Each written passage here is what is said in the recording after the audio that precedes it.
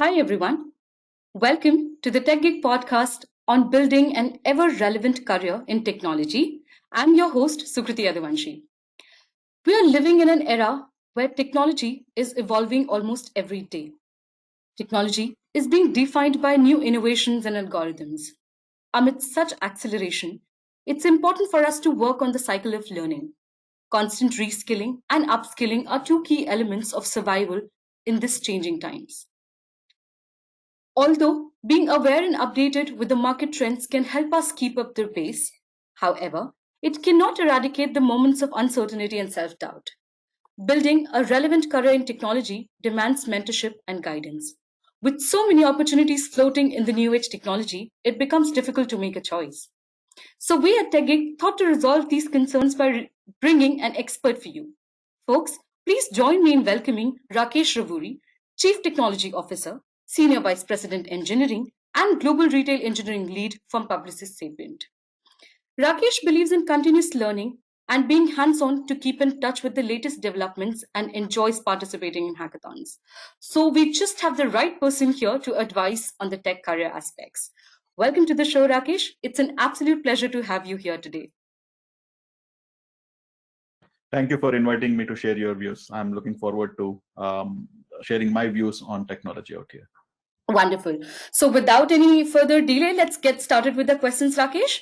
My first question is, with so many emerging technologies to choose from, developers are confused. Where should they focus to build their career? So my standard answer to this question is always is you don't choose the technologies based on what is happening or what you hear from your friends or what you hear. You need to look at the technologies, pick those technologies which appeal to you, pick the technologies which you relate to, pick the technologies which excite you, right? That is the most important thing. It is like any other field of your life, whether it's career, whether it is in your school, the way you sort of picked the subjects which you like to study or the career which you like to pursue, it is purely based on what you like and what you think you have your skills in. So technologies come and go, right? Like having been in this industry for more than 25, 30 years, I can tell you that what we thought was emerging technologies in 95, 96 are not emerging anymore, right? Every couple of years or every 5 years, the technologies change, and it is very difficult to predict and say that, okay, this is the technology which is going to be emerging and I want to invest wholly in it. But if you invest in a technology which you have a knack for and which you are interested in and which excites you, you can always develop a career. There's a career for every single technology, provided you are good at it. So my answer to that is focus on things which excite you, focus on things where you will be able to spend a lot of time developing the skills without getting distracted or bored.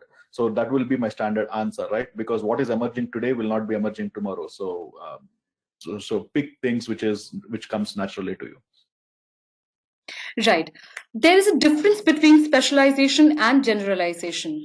So, what you're proposing is for the 5 years, you need to generalize and dabble in different technologies. After that, do you recommend specializing or generalizing all the time in more rewarding in the career? See, the question between specialization and generalization arises when when you don't know what to pick up, right? So as in school or as in sports, generally when you first start any career, they ask you to do multiple things, so that like you understand where your strengths and weaknesses are there. As I was telling you, generalization is really important at the start, right? Unless you tried various things, you don't know what you are good at, you don't know what you're going to like. So generally the time frame of whether it's 5 years for some people, whether it's 3 years for some people, or whether it's 10 years for some people, changes from person to person. Some people will realize very soon what they are good at and what they absolutely don't want to do, right? And so for them, it is very clear that they need to specialize in a particular area.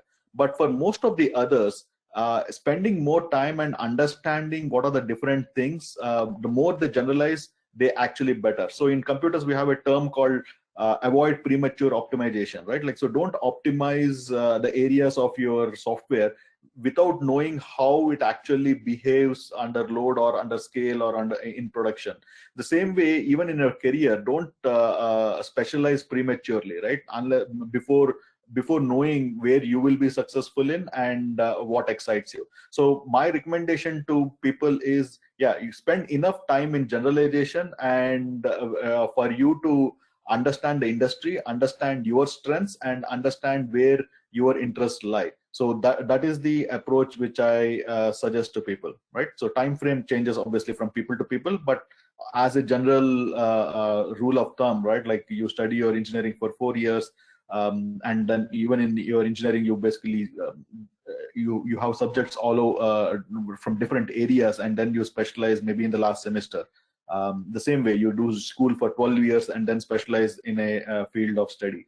So every step of the way, there are different ways to specialize. So that is what I will suggest. Okay, next one. In terms of the technologies, should developers look at demand for technologies to choose where they spend their time, or should they simply follow their hearts? When I say you need to choose for demand for technologies or follow the heart in a broad area, right? For example, what I meant is, let us say you are looking at, okay, where do you want to be an expert in, or where do you want to spend your rest of your career in? Let us take, and then there you might want to take broad area. Like, for example, I want to specialize in say the UI area or the experience technology, or some might say I want to specialize in data and AI space. Some might say I want to specialize in integration space, like, for example. So once you pick up the broad area, in that area, you will want to sort of look at what is the demand for technologies. For example, let us take UI, for example. So if you want to say, look, I want to be an UI specialist, or I want to specialize in the area of UI. Now, in the area of UI, there might be React, tomorrow there might be some other framework which is coming in. 10 years back, there was maybe something different like ASP.NET or something which was more in demand. So once you chose an area, you need to look at demand in that area. What is the thing which the industry is following, and you will have to pick up those technologies. So you have to be broad in terms of first choosing which area you want to pick up, and then within the area you look at the market, you look at what is the current need, and spend your time in understanding how you can contribute to it. See, what happens is, once you are already an expert in UI and which you have worked with a couple of frameworks, for you picking up a new framework will be easy, because the way you work is you look at saying that, look, I was a deep expert in React. So tomorrow, if I have to pick up Angular, I can pick it up because I understand how these frameworks work and what are the advantages these frameworks provide one versus the other, and I can sort of specialize if the demand in the industry changes. So you should be polyglot in a particular area, but you need to sort of specialize as an area as a whole. So and generally in the area also, I suggest people to focus on the adjacent areas too, right? For example, you picked up UI, you might be an expert and you go really deep in React, but at the same time you also need to have working knowledge or ability to sort of code maybe in Flutter or maybe in Angular, right? That makes you really useful in the area of let us say experience technology. So that is the way I will ask people to look at the demand and understand what needs to be learned or what is the flavor of the month. But like, you're not changing your area, you are still an experience technology, you're still creating experiences for users. Uncertain times call for pivoting quickly and transforming. How can developers acquire the attitude and the mindset to take risks so that their skills don't get obsolete? Yeah, that's a really good question. See, one of the things which I just gave in my previous example is, see, the areas don't go away, right? Like within an area, there might be changes. Like, for example, the area of developing UIs for any of the apps which you're developing, or the website which you're developing, that will never go away. You will always need to create a UI. Now, how the UI is created might change, because there might be some innovations, right? Like tomorrow there might be a head-mounted display, and you might have completely different skills to develop a UI, but you're still developing the UI, right? So the core concepts of what you developed about how you interact with the users don't go away. So once you sort of acquired an expertise in a particular framework, you might have to relearn, as we just talked about, right? It might be React today and it might be Angular tomorrow, or it might be Flutter again, right? Like, so you need to understand that you will have to change frameworks, which are like tools, like a carpenter uses, right? A carpenter might create tables, but he might use different tools, and like the materials in which he creates the tables changes, but he's still creating tables. So the same way, you are still creating UI, and you are going to pivot by looking at what is the new tools which are available and which solves the problems for the new innovations or discoveries in that space, which make better sense. And unlearning and relearning is a crucial skill to have for you to pivot and transform yourselves. What I mean by that is, when you are picking up a new skill, you should be able to quickly unlearn some of your fixed ways of doing things, some of your assumptions which you regularly have because you're used to a particular framework or a particular way of doing things. If you are flexible enough to understand, saying that, okay, I understand in this framework we do this because of these reasons, and understand the fundamental reasons of why you are doing certain things, it will be very easy for you to pivot, because then you can pick up the new things. You will be able to relate which parts are the same, which parts are different, and which parts needs to be completely which parts invalidate your assumptions. So in order to pivot and transform, ability to analyze why you are doing something and what needs to change, if you are able to always ask these two questions, you will be able to pivot and transform very easily, right? Because now the answer to them is like, okay, I understand why I was doing previously in a different way, and now why I need to do it in a different way because of these three changes. So that is what I tell people, right? Like, the attitude and mindset what we need to take is, there is no risk. It is only risk which you can have is not knowing why you are doing certain things. And that is the biggest risk people have in their mindset, right? They blindly follow certain methodologies or certain procedures without understanding why they are doing it. So when the things change, then they will be lost, because they don't know why they were doing it. They can't change. So those are the attitude and mindset changes which I ask people to develop. Constantly question and understand why you're doing things, so that like you can avoid being obsolete. What are some of the online learning modules and certification that will help developers future-proof their career? This question is, if I know the answer to this, it is like I will be a millionaire, right? Like, there's nothing we can predict saying that, okay, what is currently in demand. Like, for example, I can say everyone is looking for cloud certifications right now, so it makes sense to learn cloud. But maybe, yeah, that is the current demand, right? Like, so it is these certifications and modules are always, I tell to people, are for current demand, are for the short term needs, not for the future needs. The only way to future proof your career is having the ability to learn and unlearn very fast, right? Like, so whenever new thing comes, you are able to learn and take the learnings from the past into the new field. That is what you need to do. But yes, certifications are still important for short term and the present needs. So you for certifications and module, I'll basically ask them, go by what is the market demand is, or what is the in your area. Again, you don't have to do certifications in an orthogonal area. Like, if you're working in the area of UI, maybe like there might be some certifications which will give you in the current frameworks which you're working in. So take that, right? Same thing with the online modules.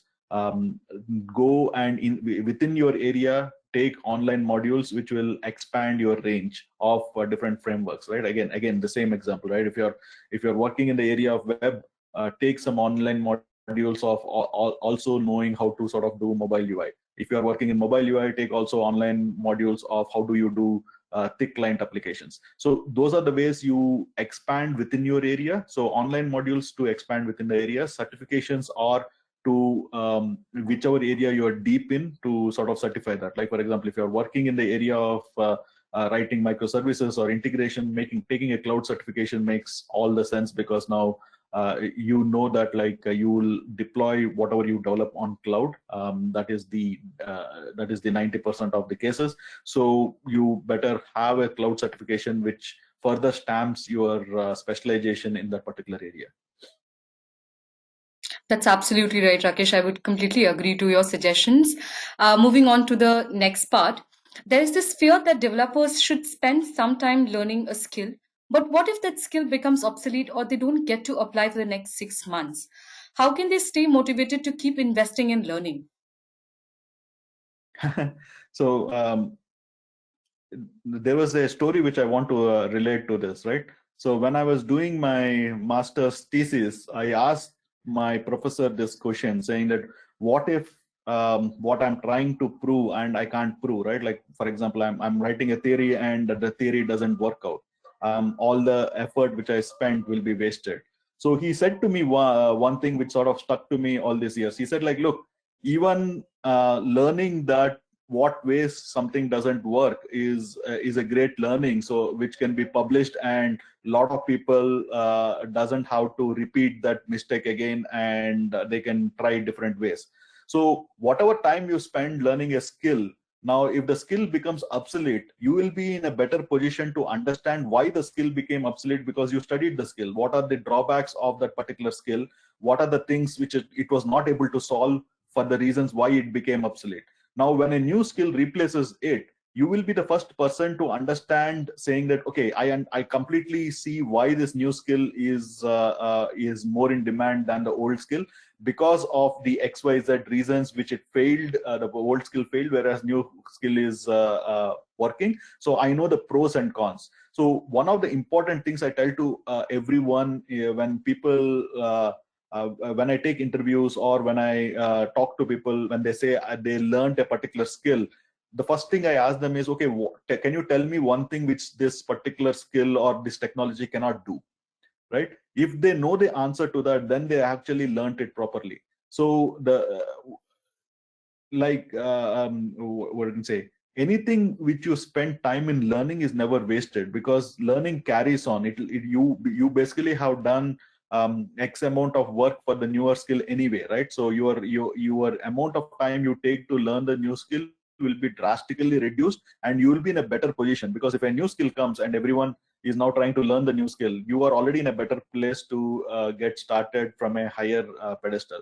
So my suggestion to everyone is, learning is the only thing which never goes to waste, because it improves the way you think. It develops your ability to apply what you have learned. So those are the two skills you're actually practicing, right? When you're learning a skill, right? Like what is new, understanding the different applications of it, and how are you applying. Now you are practicing those things, and those things will help you in any other new skill which is going to come. So my view is, learning never goes to wasted. It's just going to make you a better developer in the end. Superb, Rakesh. That's it for the session today. Thank you so much for sharing those insights with us. I'm certain your knowledge and experience will help our developer fraternity build an amazing and relevant career in technology. Thank you for all the tips and career advice, Rakesh. Thank you very much. I hope this is useful to the developers. Absolutely. Audience, thank you so much for listening to us. We'll be back with another power packed podcast very soon. Stay tuned.